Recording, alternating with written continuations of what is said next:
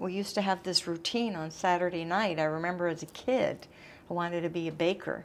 But every Saturday night after sundown, we would go to Hinkle's Bakery, which was, I think, on 15th Street, and watch them take the bagels out of the oven. And I remember Mr. and Mrs. Hinkle, they were from the old country, I don't know where, but I was a little girl, and they used to let me go behind the counter and watch them make the bagels.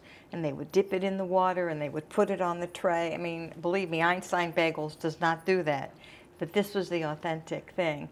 So my father would pick up 24 bagels every Saturday night. I remember eating them in the car. They were still hot. The heat was coming out. Nothing on them. You just eat the bagels.